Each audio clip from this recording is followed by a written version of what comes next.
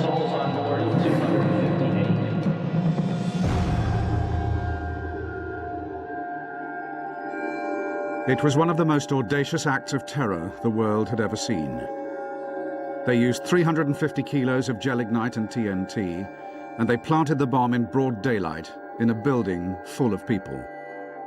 Nearly 60 years on, and it is as fresh in the memory as ever for those involved. I was running as fast as I could, with the bomb on my shoulder. There were a lot of explosives inside. It was heavy. The bomb killed 91 people and 45 others were injured. But little did the bombers of Jerusalem's King David Hotel back in 1946 know that they were one day to be hailed as the founding fathers of a new age of terror. For their success inspired waves of imitators around the world. If my sacrifice for that is to be called a terrorist, then I'm glad to have been a terrorist for liberation. We didn't mind being called terrorists then, because we actually used force, such force, a brutal force, in order to get rid of them. We knew we only had one chance in 1,000 of coming out alive, but death was around every corner.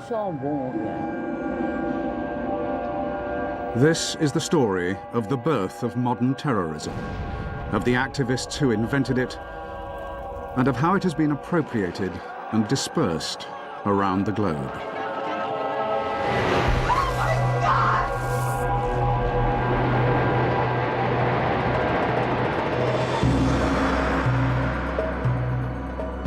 Jerusalem, cradle of faith to Muslim, Jew, and Christian alike.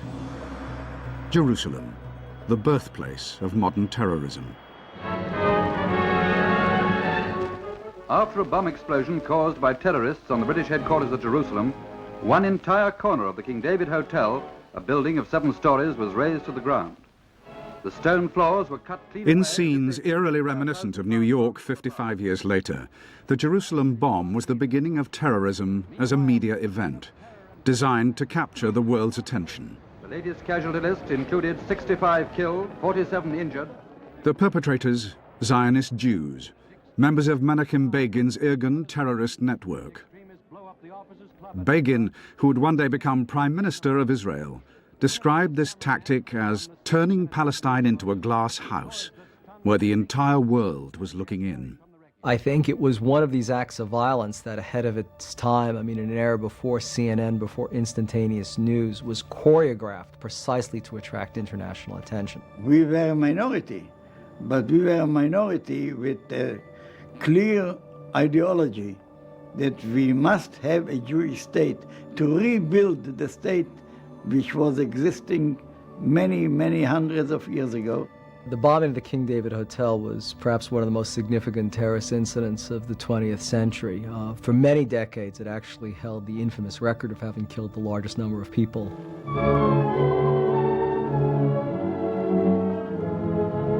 Still lying under the shadow of terrorist attacks, many areas of Palestine are... By the end of World War II, the British, who had been made responsible for looking after Palestine by the old League of Nations 27 years earlier, found it to be a serious headache. They were caught in the middle of the Arabs and the Jews, both of whom wanted the country for their own, were unwilling to peacefully coexist, and were agreed on only one thing: their hatred of the British, whom they both saw as foreign occupiers. The British military and administrative headquarters was here, in the south wing of the King David Hotel in Jerusalem. The luxury hotel itself still functioned with guests, restaurants, bars, and Sudanese waiters. Jerusalem at that time, it was a fortress. And I walk through the town and put in my mind every place and think about how can we attack this place. If we succeed, it's very important the whole world will see that we can fight even the British. Begin and Ellis decided on a daring plan. They would strike at the very heart of British rule, the King David Hotel itself. If they succeeded here, the whole world would take notice. The terrorist's bomb was hidden in 7 milk churns and delivered in a hijacked pickup truck to the hotel's basement kitchen. We jumped out and everyone took up their positions. I took the churn and started to run. I was thinking, how do I get to the place where I have to put the churn down? That's how I started. Anyway, there were lots of people around in the corridor, and we tried to move them out of the way. Here, there, to the side. But there were some who resisted, but we threatened them with our weapons. I wasn't dressed as a civilian or a soldier. I was dressed like an Arab, with a jalaba and a keffiyeh, with that ring on your head. You know, like, what's he called? The leader of the Arabs. You know, Arafat. There were 7 churns, weighing 350 kilos in all. I ran until I reached the place where I had to put it down, with the churn on my shoulder. I carried on, until I got to the place where the British people were. I saw a pillar that used to be here, and I put the churn down and ran away immediately. I waited in my position until all the churns were together, and then the time would come for the explosion. All the churns together were like one whole man, a complete bomb. The bomb went off at 12:37 and was devastating. But of the 91 dead, only 28 were British. 17 Jews died alongside 41 Arabs. Of all these, 54 were innocent civilians, unconnected to the British authorities in any way. It's classic terror in that it's off the mainstream, and it shows to a sign of the future, in that it's the damage being done by the splinter of the main movement, which is the damage we frequently call terrorist, and which is the most likely to be without any moral dimension. Once more, the civilized world has received a rude shock at the hands of... The Irgun denied that they aimed at civilian targets, but one man at least had a different opinion. In 1948, the British Chief Secretary in Palestine, Sir Henry Gurney, wrote in his diary of how one Irgun attack was indiscriminately aimed at civilian targets and was designed to create panic among the population. 3 years later, Gurney himself was to be assassinated, as liberation movements all over the world took note of the flame that had been ignited in Palestine.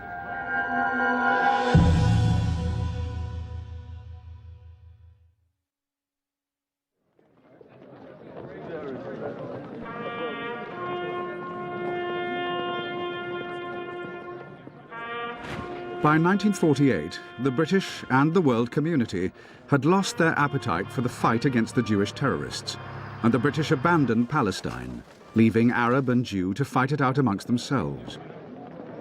But elsewhere in their restless colonies, others had watched and learnt from the success of the Zionist terrorists. One, in Malaya, became the most wanted man in the British Empire. He was called Chin Peng, and the British labelled him a communist terrorist. There he is, that's him. Chin Peng, directly responsible for a brutal 7-year campaign of murder and terrorism against the ordinary people of Malaya. Of course I am a terrorist. Because we thought we were just. We were fighting the oppressor, the foreign oppressor, the colonizer. We want to liberate our country. No one embodied the image of foreign oppressor and colonizer more than the most important Englishman in the Far East, British High Commissioner Sir Henry Gurney, the very same man who, while in Palestine, had noted the use of terror against civilians by Menachem Begin's Irgun. At lunchtime on the 6th of October 1951, Sir Henry was cut down in a hail of gunfire when 38 communist terrorists ambushed his convoy. Extraordinarily, Sir Henry's assassins had been recruited, trained and armed by British soldiers who had taught them all the techniques of terrorism worth knowing.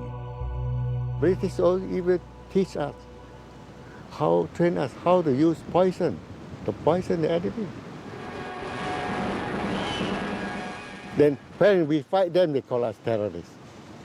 So we fight his enemy, no problem. Whatever form we can use.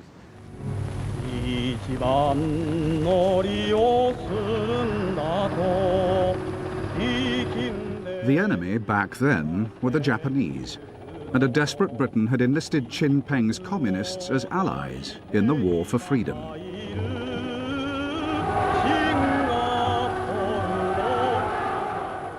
In 1945, Lord Mountbatten praised Chin Peng for his services against the Japanese, and later he even received an OBE. So how had he turned from trusted ally to hunted enemy? It's a classic tale of expectations raised and hope dashed. In 1942, off the east coast of Canada, the two foremost leaders of the free world had promised democracy and self-determination after an Allied victory to those peoples of the world who were suffering under Axis occupation. They called it the Atlantic Charter. But in 1945, with the war won, the grand phrases of the Charter were quietly forgotten. Many of these peoples, frustrated by the inability to achieve their freedom, to achieve independence, to achieve the end of colonialism, in essence, through peaceful means, through negotiation, through asking, resolved that the only way that they would ever attain their freedom was through the use of armed force, was through violence, through revolution, and indeed, because of their numerical inferiority, through terrorism. In Malaya, Chin Peng's communists attacked plantations, killed collaborators, and then famously Sir Henry Gurney was assassinated while travelling outside the capital. Gurney was in a convoy of 3 vehicles and was accompanied in his official Rolls-Royce by his wife, his driver, and his personal secretary, Dennis Staples. The armoured car had broken down, and Sir Henry was a fairly exacting person. He didn't like foul-ups, quite frankly, and so he said we'll leave the armoured car behind and go on.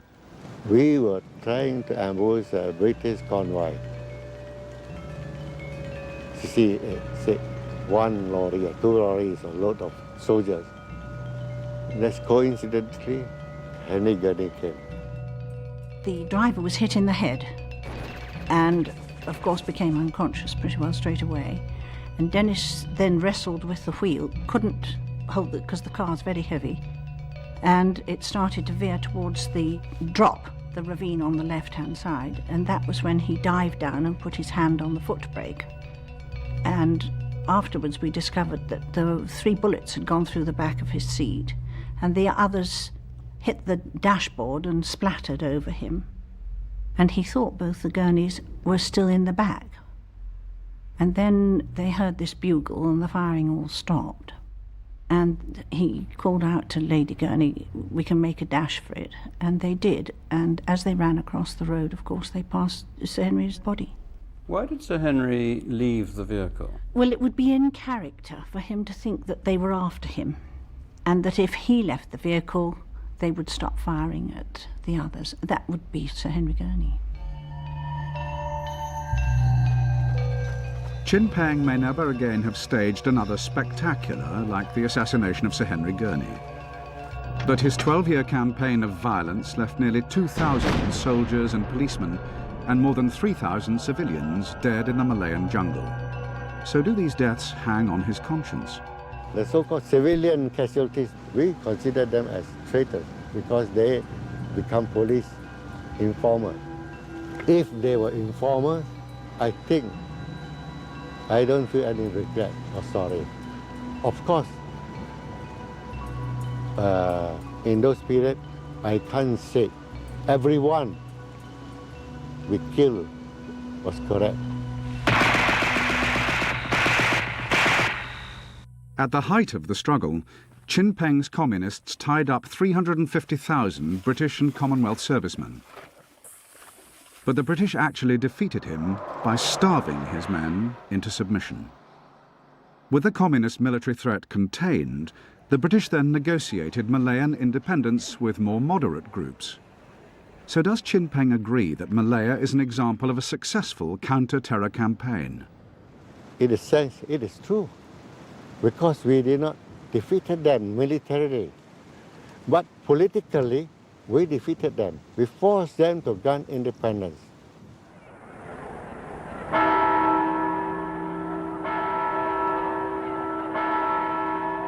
In 1957, the sun set on Britain's Malayan Empire.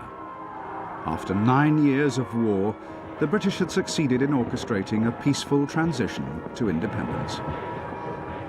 Their success owed much to the foresight of Sir Henry Gurney, who, before he was assassinated, had always argued that the war against Chin Peng's communists was a war between colonialism and communism, and as a war of ideologies, it was far too important just to be left to the generals to fight. Australian regiment and the Rhodesian African It was a lesson that should not have been ignored 6,500 miles away, in a colony where some of the most violent acts of terror were to be committed by both sides, as the colonial soldiers were given a free hand against the freedom fighters.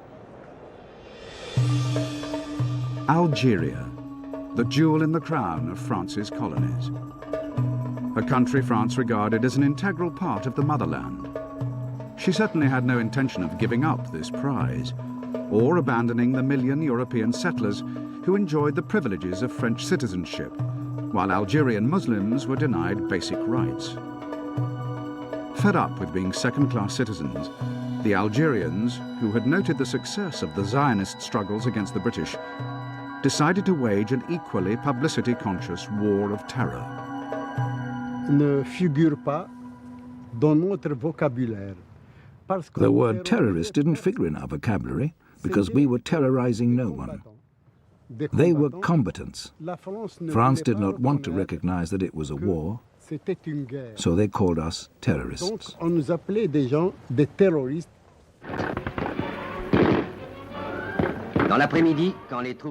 During the early years of the war, the fighting was restricted to rural areas.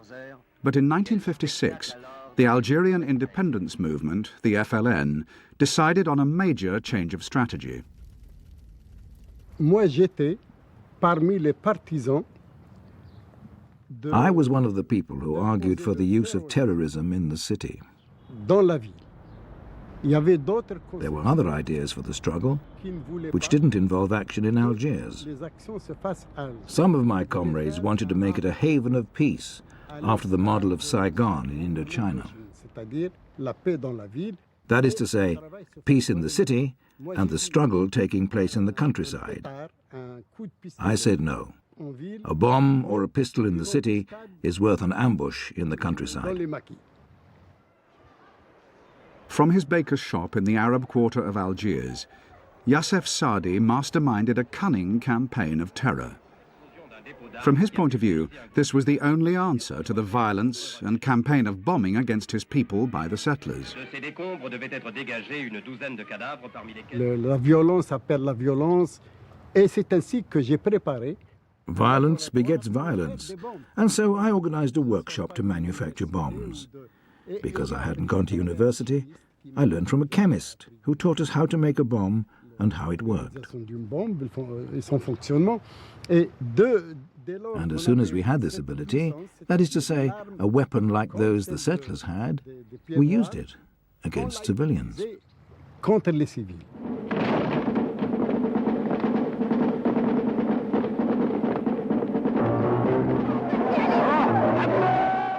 A decade later, Saadi produced an Oscar-nominated feature film about his exploits in which he starred as himself. The film showed the simplicity and the efficacy of his campaign, nicknamed the Battle of Algiers. Youssef Saadi used young women in his organization, who could pass as French settlers, to carry bombs hidden in handbags under shopping or beach towels. Once the courier was successfully through the French checkpoints, they left their bomb in cafes and other crowded places.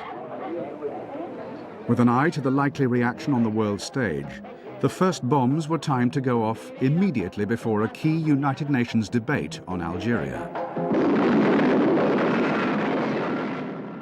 The bomb that exploded in a French cafe called the Milk Bar was placed by Zora Driff. Today, she is a successful lawyer and politician and has her office immediately opposite the site of her first mission. What ran through her mind that day nearly 50 years ago? I knew the difficulties we had in making small bombs. You had to get hold of all these ingredients, and that was extremely difficult. You knew the effort it had cost to get this bomb. It had to succeed, and I had only one idea in my head. One had to get through the checkpoint, and it had to be a success.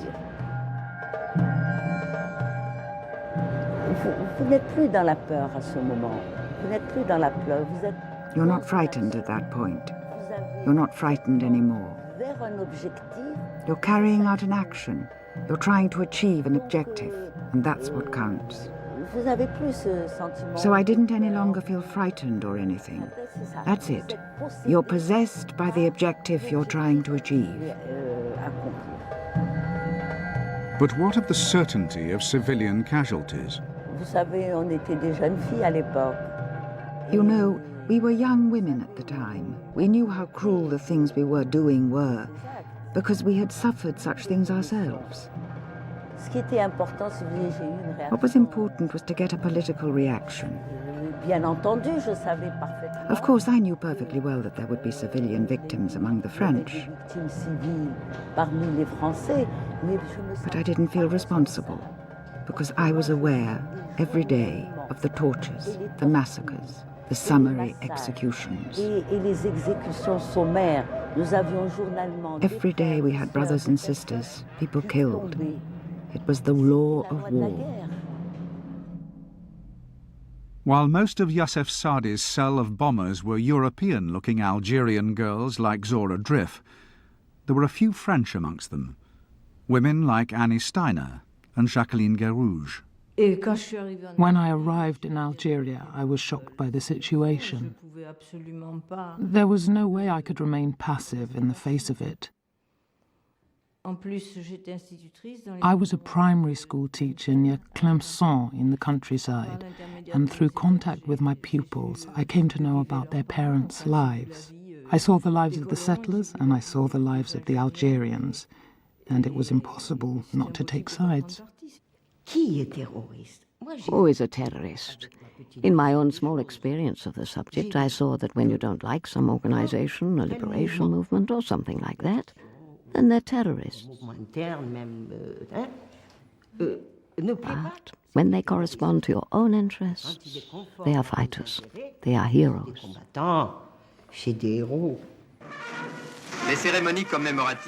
The French government was in no doubt what it thought, and decided to call on its own secret weapon in the war against the FLN bombers.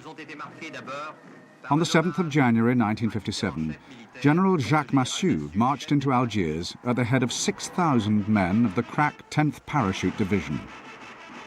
Massu was given carte blanche to smoke out the terrorists.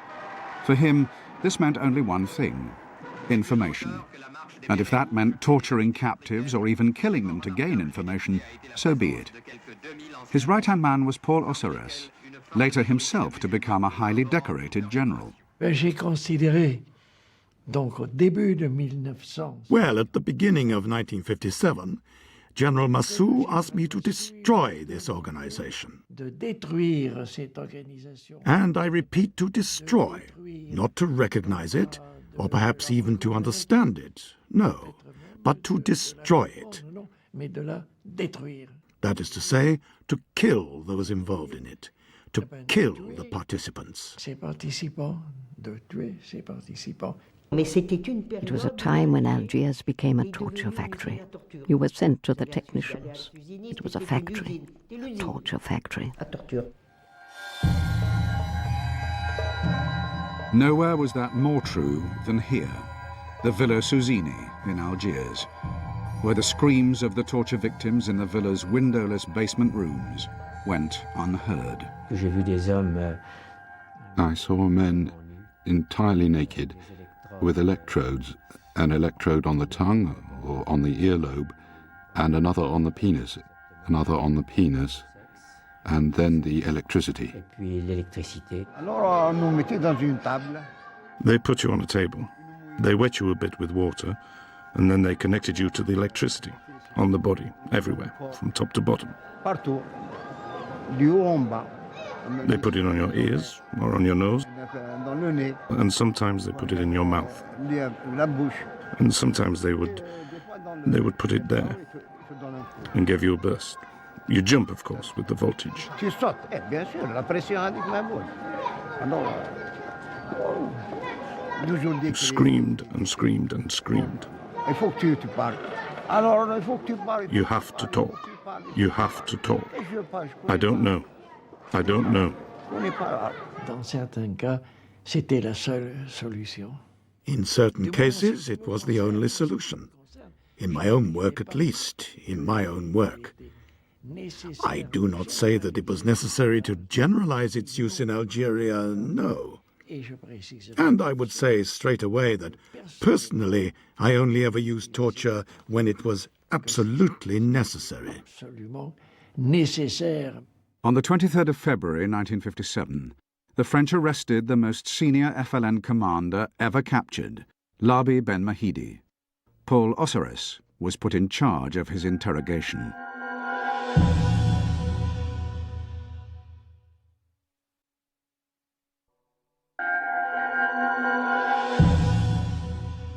Labi Ben Mahidi was one of the Algerian independence movement's top 5 leaders. After his arrest, his French captors proudly displayed him for the cameras, before handing him over to Paul Osseres. I was thinking, if I do not use the fact that I have in my power a man who is implicated in organization of murders, well, more murders could be committed. So I will use every possible means to prevent more murders to be committed.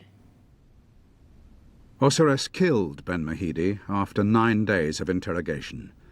His death was announced as suicide. So why did Osseres participate in this cover-up? You know, I was too busy, to look at the bigger environment. You executed him, didn't you? Yes, yes. Regrets? Yes, yes. Do you regret that?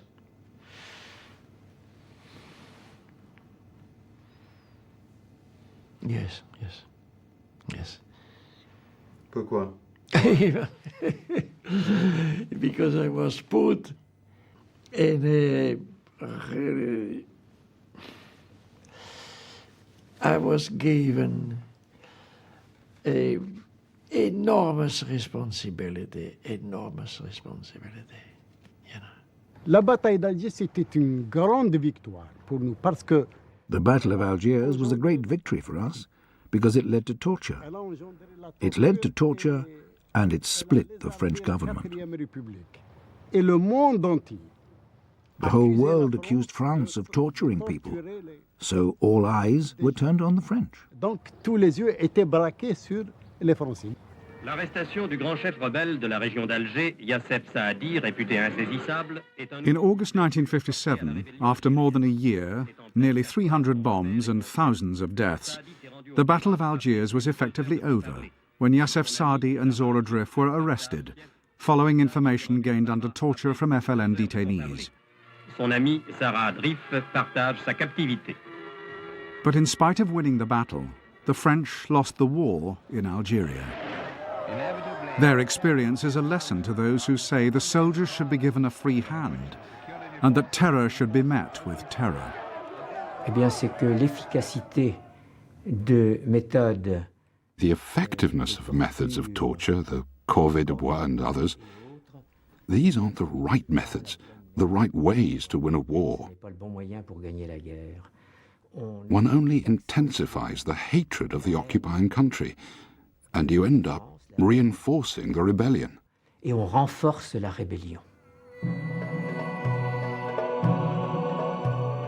In 1962, after nearly a decade of torture and terror, the French government, now under General de Gaulle, decided to give the Algerians the independence they so craved. At just the moment France finally and reluctantly cut loose its renegade North African colony. At the other end of Africa, the story of violence and counter-violence was just beginning. In South Africa, the success of the Algerian Revolution, the replacement of a white colonial government by majority rule, was an inspiration to the most celebrated terrorist of the 20th century, Nelson Mandela. The road that brought Mandela and the black majority to the ballot box in 1994 was travelled with guns and bombs, but only after the failure of peaceful means to effect change. There are many people who feel that it is useless and futile for us to continue talking peace and non-violence against a government whose reply is only savage attacks on an unarmed and defenseless people. And I think the time has come for us to consider, in the light of our experiences, whether the methods which we have applied so far are adequate. Nelson Mandela, leader and founder of the sabotage movement Spirit of the Nation and leading member of African National Congress, was accused with the others of plotting sabotage to overthrow the South African government. Mandela's ANC did indeed begin a campaign of limited violence in the early 1960s, which resulted in him spending the next 27 years in prison. At the back entrance to the Pretoria court, large crowds gather to watch the accused being driven away to start their life sentences. With Mandela breaking rocks in a prison quarry, all opposition was always met with brutal repression in South Africa. But by the 1980s, the country was in chaos.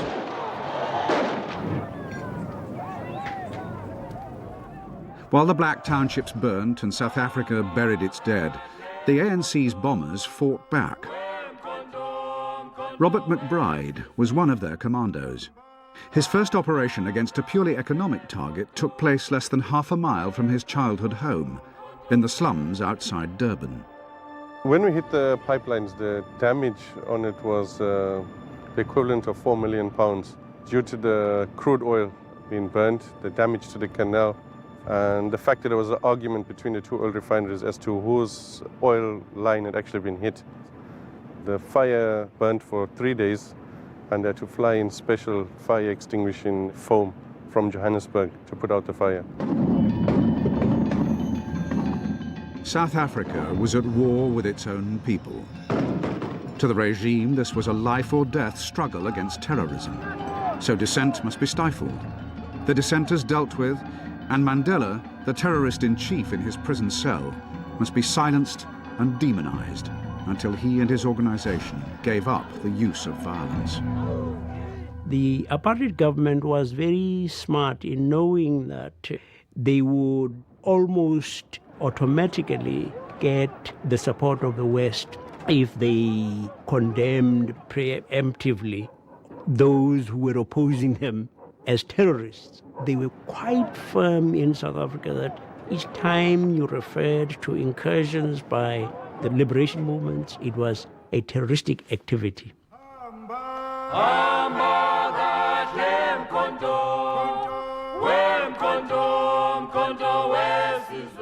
As funeral followed funeral, the apartheid regime did everything in its power to portray the ANC's campaign as a race war fought between the forces of civilization and the forces of communist terror. And no one came to exemplify these dark forces more than Robert McBride. McBride had graduated from bombing oil refineries to more life-threatening activities. On the 3rd of May 1986, he killed a policeman as he staged the daring escape of a seriously wounded ANC commando from hospital. He loaded his comrade onto a hospital trolley, and with the drips still intact, the wounded man provided covering fire as they raced through the hospital corridor to the applause of black nurses. Then, on Saturday, June the 14th, 1986, McBride carried out his biggest and most controversial act of terror. Along with 2 members of the ANC, he contrived to place a bomb hidden in a stolen blue Ford Cortina next to a bar on the Durban seafront, which he believed was frequented by off-duty policemen and soldiers. The operation took place around about 9:30, but we had moved into town already at about 8:30 or so. The car bomb had been prepared during the afternoon. Basically, a car bomb is the same thing as a missile, except your delivery mechanism is different. What we were doing was delivering a missile on wheels. We packed it into the boat. We prefer to use mechanical detonators. We had previously bad experience where electrical detonators were prematurely set off by electrical fields and stuff like that. What does it feel like driving along the Durban beachfront with a primed car bomb? It's, well, you're very nervous. You expect the thing to just go off any time. But you have to remain calm because suspicious behavior will draw attention to you, and try your best to look as calm as possible. But inside you, there's torment. McBride's plan was problematic from the start. Whatever the legitimacy of targeting a bar frequented by off-duty security personnel, the pub in question was not only on a busy road with passing vehicles and pedestrians, but was also right next door to another bar, Magoo's, which was filled with students. The first thing I remember was deadly silence straight afterwards. Like there was no noise at all, and there was you know that smell of, like an acid smell. That's the thing I remember, was a smell. And then when it kind of like came to, there was a lot of screaming. I don't think anyone knew what had happened. I was there with a girl, a young girl, and we both jumped out the window and we ran away, and probably half a block away, she sat down on the grass. She wouldn't open her eyes. She refused to open them because she just didn't want to see what was going on. And then I turned around and went back. When I arrived there, Roger, which is my brother, was trying to pick up Angelique, but he couldn't because a piece of glass had cut right through his shoulder here. So he couldn't lift, he couldn't pick his arm up. So I picked her up, and I immediately knew she was dead because, you know, she was just limp. Angelique Pattenden was 22. The bomb also killed 28-year-old Marcel Gerard and Julie van der Linde, who just happened to be driving by at the time, and whose car took the full force of the blast. 70 others were injured. The next morning I was quite devastated in the sense that I was not aware of the enormity of what we had caused whilst we were carrying out the operation. But I was shocked the next day. In a sense, there was a feeling of almost disbelief, it's almost denial. The rationale I used was that even though it is often said that killing per se is immoral, that sometimes not using violence when it's needed is immoral itself, when you allow your people to continue to be slaughtered. That if you continue using peaceful means or non-violent means, or you're actually being in a greater state of denial, and that in itself is immoral. McBride and his two comrades were caught 4 weeks later, and he was sentenced to death. After 6 years on death row, McBride was eventually freed as part of the negotiations that led to South Africa's peaceful transition to majority rule, as Nelson Mandela always insisted that McBride was a prisoner of war, not a criminal. If I helped to change South Africa, if my sacrifice for that is to be called a terrorist, then I'm glad to have been a terrorist for liberation. And I think I'm amongst very esteemed people to be called a terrorist. History has already determined that Mandela and McBride are seen as the victors in their fight for freedom. But what of those involved in one of the longest-running struggles of them all? That place is Ireland. And since 1969, 1,121 soldiers and policemen have lost their lives. 1,838 civilians have been killed. And the cost in terms of property destroyed runs to the thousands of millions. It's a war that has also featured one of the most dramatic acts of terror against the British establishment since Guy Fawkes. In the early hours of the morning of the 12th of October, 1984, a bomb planted in the bathroom of room 629 of the Grand Hotel in Brighton came within inches of killing Margaret Thatcher and any number of her cabinet, together with a host of senior Conservative politicians. They survived, but 5 others died in the explosion, and 34 more were injured. The man who placed that bomb was Patrick Magee, and like South Africa's Robert McBride, his politics were also the product of his environment. I was living in an area called Unity Flats, so it was a real flashpoint area. And if you lived in that district in the early 70s, it would have been the most natural thing in the world to join the Republican movement and become part of the struggle. I first had to convince myself I was up to the task. I didn't think I had it in me to do those things. I wasn't a violent person. In fact, I would have considered myself at one point a pacifist.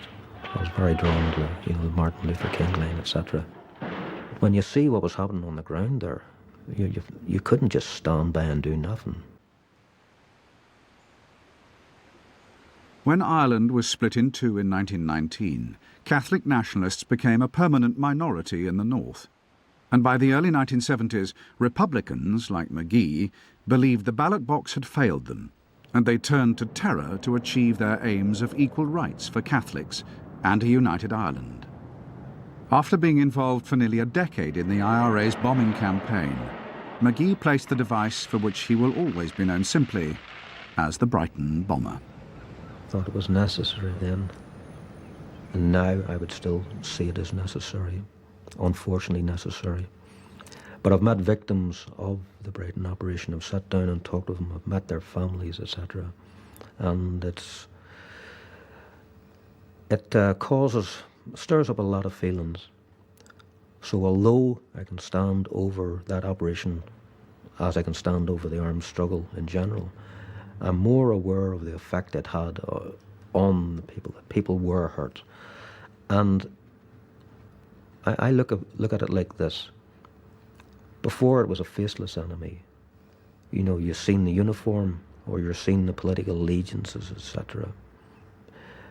But not until you actually see, the hurt you've caused to people, when you see them as individuals, do you really get a perspective on it.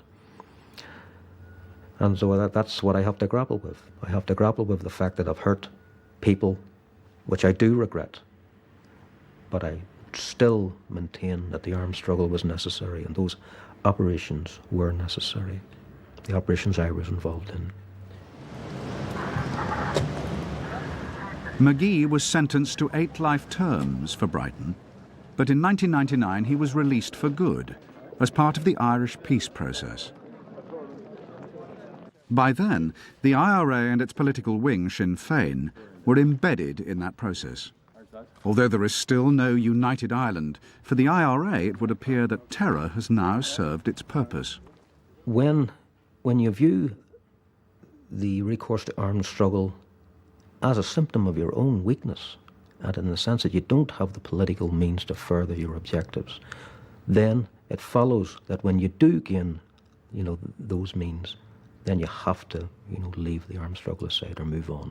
It's never as simple as, one day armed struggle, the next day politics, because the development of politics, the base, etc., organizational development, all that can take a long, long time, particularly when your political enemies are doing their damnedest to undermine your political development.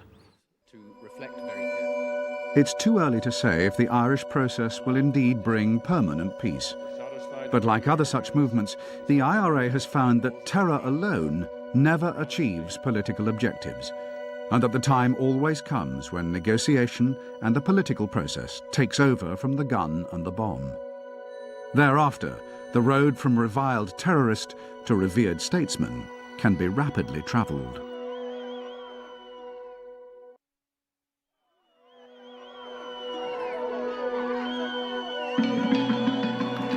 1994, and Nelson Mandela, by now an iconic figure of international peace, travelled to Oslo to receive his Nobel Peace Prize. 16 years previously, another former wanted terrorist, Israeli Prime Minister Menachem Begin, also became a Nobel laureate. But for one family in Israel, the debate about whether Begin was a terrorist or a freedom fighter had an especial resonance. One of the Jewish victims of the bombing of the King David Hotel in Jerusalem in 1946 was 35-year-old Zvi Shimshi. He left behind a young, pregnant widow and a 4-month-old daughter, and a family disagreement. My father, absolutely, I think he was a victim of terrorism and of an unjust terrorism. Terrorism which killed civilians and citizens and street walkers, and not only government officials. And I think I'm very much against it. I think that terrorism is not a solution for anything, not an answer for anything, not here in Israel and not anywhere else in the world. I don't think they were terrorists. I don't. I think they were national fighters, really. That's my feeling till today, and even at the time it happened. Menachem Begin and his Zionist compatriots, whether freedom fighters or terrorists, invented the modern age of terror. Today, the state created in the wake of their actions is itself subjected to almost unimaginable terror from those who also claim it as their homeland, and who, in some cases at least, want to eliminate all Jews from the face of the earth. Both sides seem unable to recognize one of the fundamental lessons of the use of terror in the name of liberation. You will never really get true security and peace from the barrel of a gun. Ultimately, it's going to be when people sit down and acknowledge that the other has as much right to existence as themselves. It's a spiral that is going to go on until someone has the sense to say, hey, we can't go this way forever.